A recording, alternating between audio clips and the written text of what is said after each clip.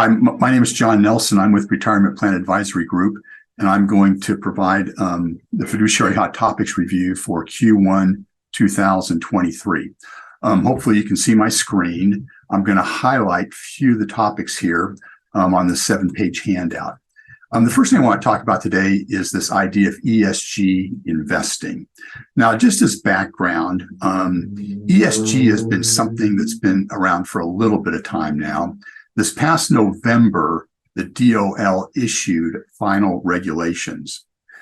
Now, ESG investing aims to generate returns by picking stocks based on environmental and social concerns and issues of corporate governance. As administrations have changed, the Department of Labor goes back and forth on whether ESG is something that should be considered, should not be considered. If I were to generalize, I would say that Democrats typically endorse the concept of ESG investing. Republicans are skeptical. At the end of the Trump administration, the DOL issued final regulations on ESG investment, which made it difficult for plan fiduciaries to consider ESG. When Biden became president, his administration walked back those rules. So here are some key takeaways from the final regulations. I think most importantly, when we talk about ESG investing, the final regulations, the core ERISA principle remains that when you select investment options for the retirement plan, you have to base those on traditional risk and return objectives. The primary goal of the plan should be income security in retirement. The idea is, as a fiduciary, you cannot sacrifice return and you cannot take on additional risk in pursuit of societal objectives. Investment decisions must be based on risk and return factors. Having said that, though, you can consider ESG factors, for example, in a tiebreaker. If you have one fund scoring a 10, another fund scoring a 10, one is an ESG, you could take that into consideration in terms of a tiebreaker. The same standards now apply to QDIAs as to other investments. So the idea is when you select a QDI, focus on risk and return objectives, but QDIs can be ESG funds now as long as they meet pecuniary factors. Under the Trump rule, QDIAs could not be ESG factors. Under the current rule, QDIAs can be ESG-based funds, but once again, emphasizing traditional risk and return. Another key change is that fiduciaries may consider participant preferences for ESG investments. So what that means is you could have a situation where your lineup, the core lineup, consists of funds you've selected based on risk and return factors, but participants have expressed an interest in having an ESG option to choose from. So you could add an ESG theme fund to your plan based on participant request. But once again, run that ESG theme fund through the scorecard and make sure that it's scoring appropriately. You wouldn't want to put an ESG fund on the menu that's scoring on a watch list score, for example. Okay, so the big rule to take away is that you consider ESG factors is okay. But once again, remember, the key ERISA principle remains: duties of prudence and loyalty mandate that you base your decision on risk and return factors. You can't sacrifice return to the plan for ESG purposes. Okay. Let's talk about Secure 2.0, which became law late last year. So just as a reminder, in December, Congress passed the Consolidated Appropriations Act of 2023. Lots of stuff in that bill. But Division T covers retirement plan provisions, and that's been coined Secure 2.0. The date of enactment was December 29th, 2022. That's important because many of these provisions are effective as of the date of enactment. The first one I want to mention here is this idea of automatic enrollment.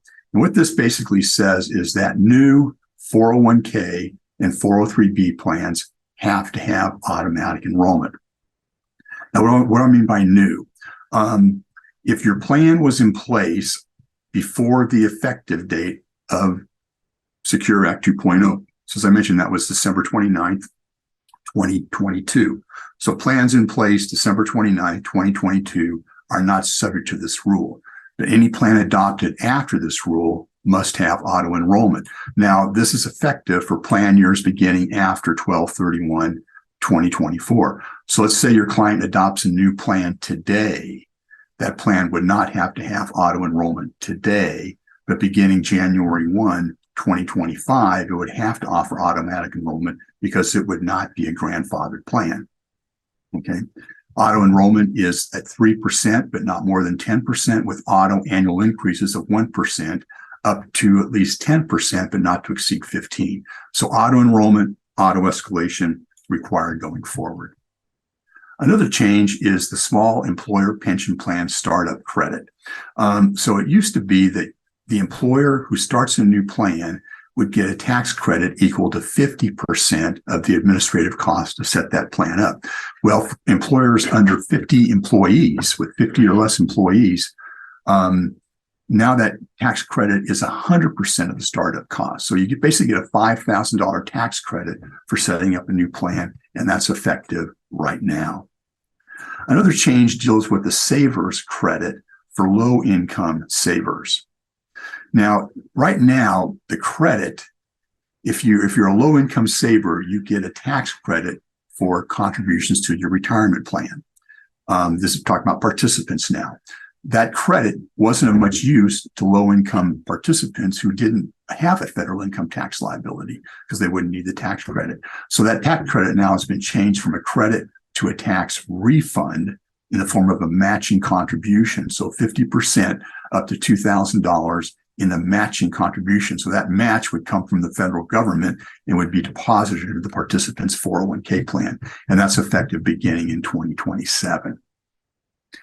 Here's another change that should be of interest. 403B plans now can be part of a PEP or a MEP. But I see PEP it's going to be more frequent.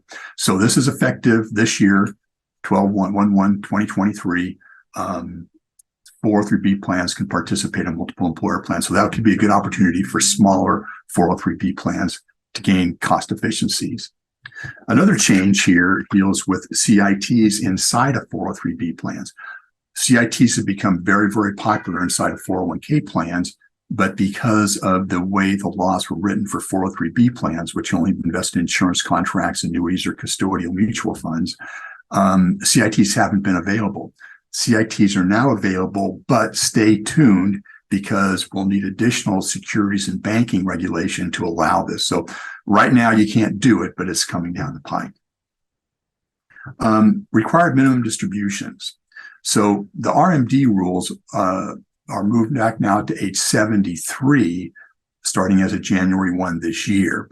So the rule for beginning mandatory distributions from retirement plans is now age 73, unless you're still working. If you're still working, you don't have to take a withdrawal till you retire.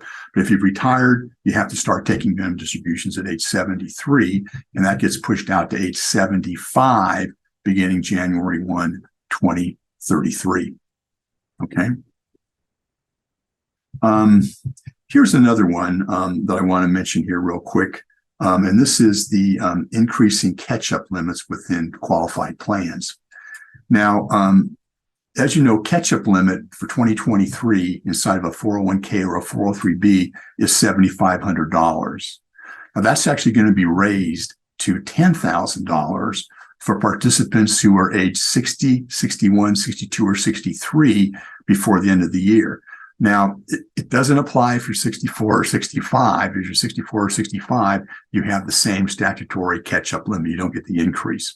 But 60, 61, 62, and 64 before the end of the year, you can increase the catch-up to $10,000. That's effective for years beginning in 2025.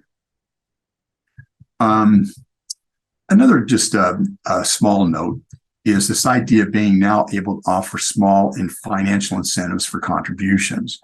Going forward, employers may want to offer, for example, a gift card, like a Starbucks gift card for $25, what have you, if you sign up for the 401k plan, some small financial incentive. Under current law, that's not allowed. Going forward, employers can offer those small incentives to get people to sign up and increase participation.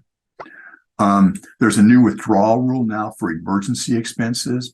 An emergency expense is defined as something that's unforeseeable and immediate, and that would be a personal or a family emergency expense. So the participant, if the plan allows it, can take a distribution for emergency expenses. That distribution would not be subject to the 10% penalty for early distribution. It is, of course, subject to income tax. The participant has the option to repay that emergency distribution over 3 years. That's effective for distributions beginning next year. Once again, that's an optional provision. The plan does not have to offer them. Let's continue on and highlight a few more of these. Another one that I thought is kind of interesting. It doesn't come up very often, but it has come up from time to time. And that's the idea of setting up a SEP for a non-trade or business. Like, for example, you may have clients that have domestic staff, nannies, gardeners, what have you, and they're interested in setting up a retirement plan for those types of participants. Under current law, you can't do that because domestic help is not considered to be a trade or business, and only trades or businesses can have retirement plans. But going forward, beginning this year, if you have a client that has domestic staff and they do want to make a SEP contribution for those people, they can do that. So you can make a SEP contribution for domestic staff beginning this year. Here's another change. This deals with plans that have auto enrollment, but in terms of administering auto enrollment, the employer makes a mistake. Either the employer fails to automatically enroll those participants when they become eligible, the employer fails to automatically increase if the plan has an auto increase, or this even applies for a plan that has auto enrollment, but a participant goes in and affirmatively elects, say, a 5 or 6% deferral, but that doesn't get implemented timely. So for plans that have auto enrollment, that failure to implement the deferral election can be corrected up to 9.5 months after the end of the plan year. So let's think about this. If I've got a plan with auto enrollment in 2022 and I failed to auto enroll employees or implement employee 401k deferral elections in 2022, I have until September 15, 2023 to correct that. If the plan calls for an employer match, I have to put the missed match in, but I don't have to make a QNEC corrective contribution. All right. Now, that's part of EPCRS, part of the current Employee Plans Compliance Resolution System by the IRS, but that safe harbor was due to expire 12/31/2023. Now it's permanent. So that's a good thing. Now, this is another one I want to mention because I think this is going to be a real big deal.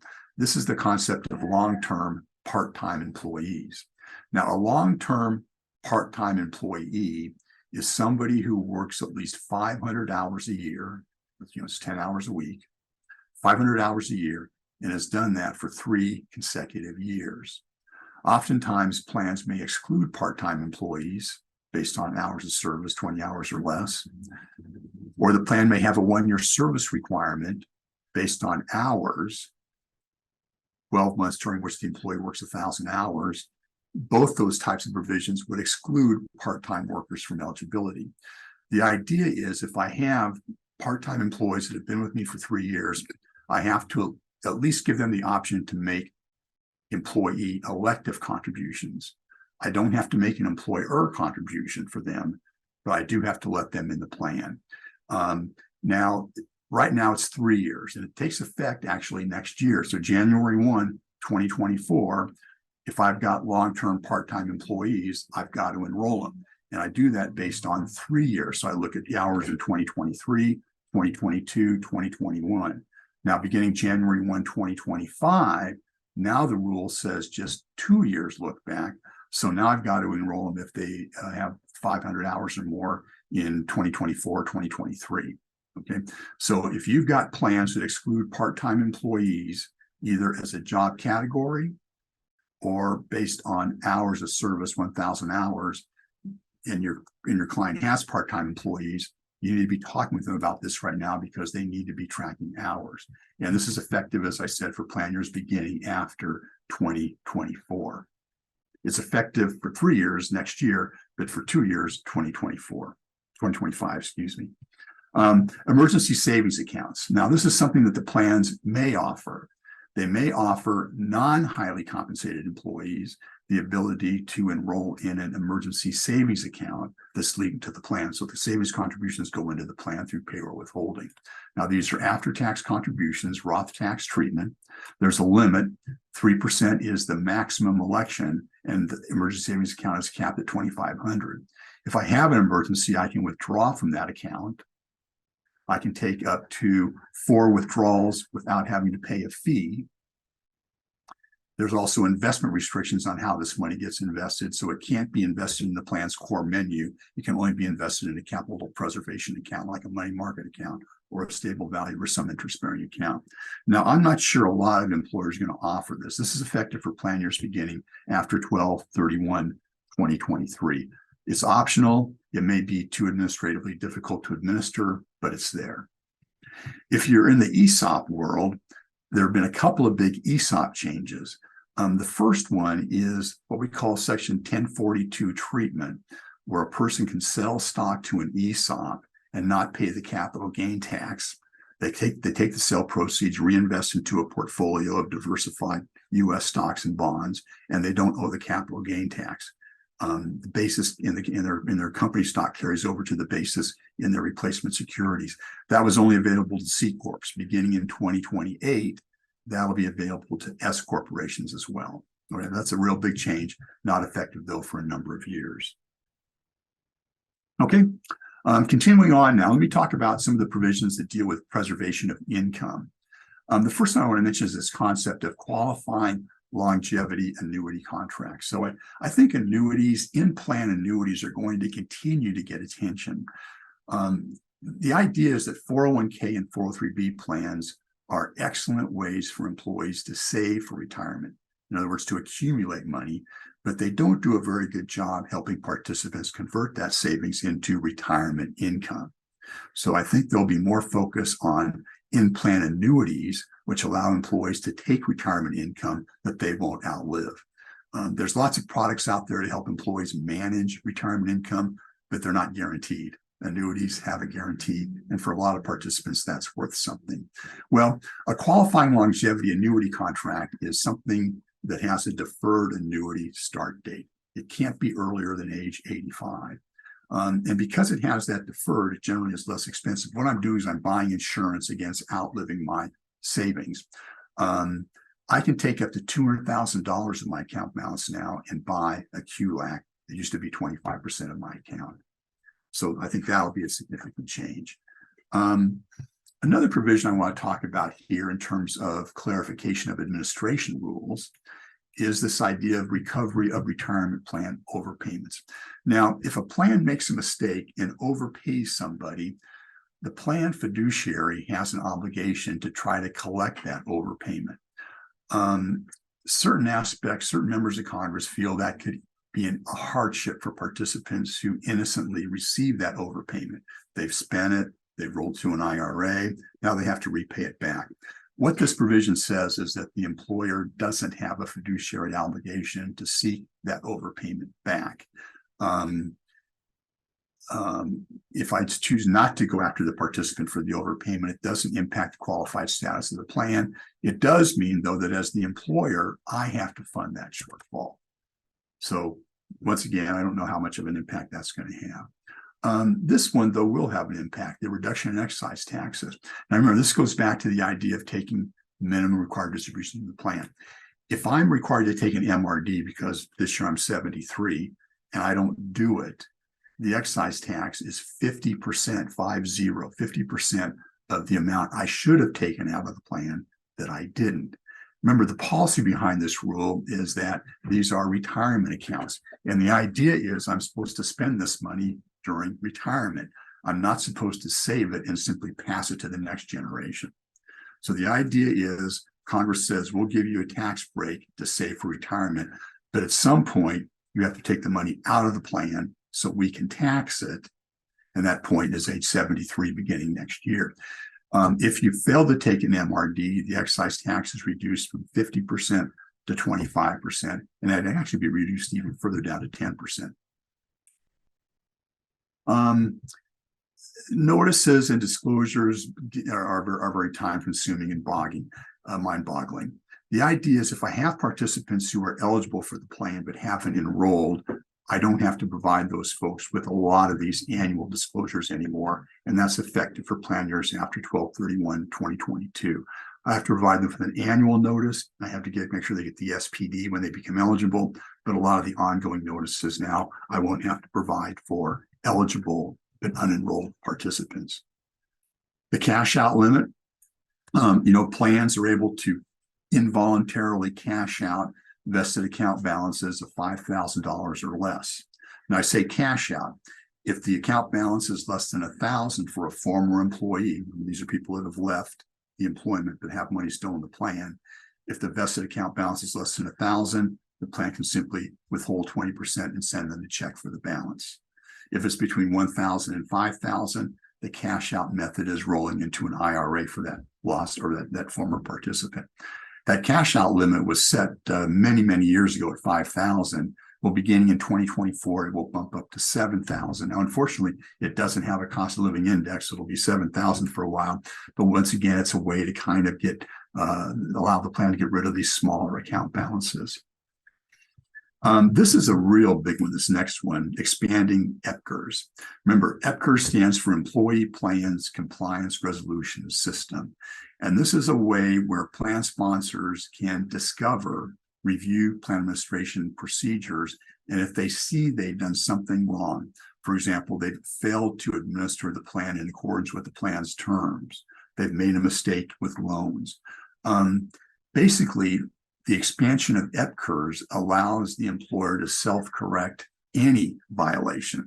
Right now, under EPCRS, there are limits, but pretty much any type of violation other than prohibited transactions or something that's egregious, most administrative errors, qualification failures can be self-corrected now. So this is going to be a big deal. And the IRS will write regulations on this. They'll update. That's the current RPAG 2021-30 is the current EPCRS procedure. That'll be updated no later than 2 years from the enactment date of the act. So that'll come sometime in 2024. Right, so that's a big deal. Another one that's a real big deal is this idea here of top-heavy rules and excludable employees. This will be effective in 2024. Now remember, a top-heavy plan is a plan where 60% of the money in the plan belongs to key employees. So top-heavy is a different test from the 401k non-discrimination ADP ACP test. Top-heavy says 60% of the money belongs to key employees. Now, this comes up in the context of professional service groups, law firms, medical groups. Typically, if that plan's not top-heavy, in other words, benefits are tilted in favor of the key employees. If the plan's not top-heavy, you've done something wrong in terms of plan design. So if a plan is top-heavy, the plan has to make a minimum 3% employer contribution for employees. So it's a mandatory 3% contribution. That 3% contribution does double duty because it can also satisfy the safe harbor requirement to make the 401k plan safe harbor. So a lot of professional service groups have that are top-heavy have with a 3% employer contribution. Now, the problem is dual eligibility. Because that 3% safe harbor is immediately 100% vested, most employers don't want to let employees in right away. They might say, well, it's okay to enroll you right away to put your own money in the plan, but you have to work it for a year before you're eligible for the employer safe harbor contribution in the top-heavy plan. If I let you in earlier than a year, then I have to make the 3% top-heavy contribution for you right away. So this will change that rule. Now you can have dual eligibility in a top-heavy plan. You can say you can put your own money in right away, but you still have to work a year of service to get the employer contribution. And for those folks that haven't yet worked a year, I don't have to make the top-heavy contribution for them anymore. So that's a big, big change. It's a well-considered change, I think, and that'll be in place in 2024. Okay. Continuing on here with a few more highlights. As you can see, there's just a lot of stuff in this. So take a look at the Fiduciary Hot Topics, which is available to you on the website. And if you have questions about some of these rules, send those into RPAG. We'll try to get them answered for you. Another one is hardship withdrawals. What this basically says is that the plan administrator can now rely on the employee certification that they have suffered a hardship, so that that I have an immediate financial need, I don't have sufficient resources to cover that. So hardships can be based on employee certification now. That's effective beginning in 2024, and the same rules for hardships apply to 403B plans now. There's something called a domestic abuse distribution. So this will allow plans to make penalty-free, not subject to the 10% penalty, distribution from plans for domestic abuse victims equal to at least $10,000 or 50% of the vested account balance. And those distributions may be repaid over 3 years. That's effective for distributions beginning in 2023. Another rule that comes up oftentimes with family attribution, if you have spouses that own separate business, so husband owns a business, wife owns a business, and spouse does not work in the other spouse's business. They're not involved in it, but they're separate businesses. But if those spouses live in a community property state, those businesses are considered under common control or a controlled group and have to be taken into account in terms of coverage testing. So that rule goes away now. So community property interests are disregarded now in determining whether stock is attributed from one spouse to another. So that's a good change, especially if you live in a community property state, and that'll be effective in 2024. Increased benefit accruals. Under this rule, plans can make amendments after the end of the year to increase benefit accruals. I'll give you an example. I just got a question the other day from an RPAG advisor who was asking if the plan could be amended now to add a true-up provision for 2022. Well, the answer under current law is no, you can't do that. You can't make retroactive amendments after the end of the year. Okay, so even though they're trying to do something good, they want to add the true-up, which would increase benefit accruals for participants. It's too late to do that. Well, beginning in 2024, you'll be able to do that. You can make a retroactive amendment after the end of the plan year, as long as that provides for an increase in participant benefits. As I said, that's effective in 2024. Okay. This is another question that we get quite a bit here at RPAG, and that's this idea of I have a simple plan in place. The employer has a simple plan, but now they want to convert to a 401k plan during the year. Under current law, if you've got a simple plan, you're stuck with that plan for the whole year. Okay. But effective for years beginning in 2024 now, the employer can convert from simple to safe harbor 401k mid-year. Now, simple plans and 401k plans have different dollar limits. So the dollar limit gets prorated between the simple plan and the safe harbor plan based on the number of days the simple plan was in place and the safe harbor 401k plan is in place. But beginning in 2024, you will be able to move from simple to safe harbor during the year. Okay, a few more that I want to highlight here. Let's go down to the revenue provisions. Okay, so these are provisions. This is how Congress raises money to pay for some of these changes. So the first revenue provision deals with catch-up contributions. So beginning in 2024, catch-up contributions by highly paid participants must be made on a Roth basis. So if I make more than $145,000 indexed, and this is on a look-back basis. So if I'm a highly compensated participant, and I hate to see this 140 because now it's another dollar limit we all have to keep track of, but $145,000 indexed, then I have to make my my catch-up contribution on a Roth basis. All right, that's effective for years beginning in 2024. I can still do the catch-up, but I have to do it as Roth. This is another one that's kind of confusing. The idea here is that employer matching or employer non-elective, like a profit-sharing contribution, participants can elect to have those made as Roth contributions versus pre-tax. Right now, under current law, if the employer puts money in the plan, that goes in pre-tax. Money the employee contributes, if the plan permits, can go on in a Roth basis. Now, this change is effective right now, 2023. So there's two elections here. The first one is whether the plan wants to offer this election. The second one then is whether the participant then wants to make the election for Roth treatment. So plans don't have to do this, but if they choose to do it, then participants can make the election. This has got to be sorted out. I think plan administrators, payroll companies, they've got to figure out how to report this. So it's something that's available now, but it's not going to happen right away. I think people involved in administration are going to have to sort this out. Okay. All right. So that's a quick summary of some of the highlights that we're looking at for Q1 2023. Thanks for listening today. And I'll remind you, if you do have questions about this, please be sure to send us a note at RPAG, and we'll try to get back to you just as soon as possible. Okay. Thank you very much.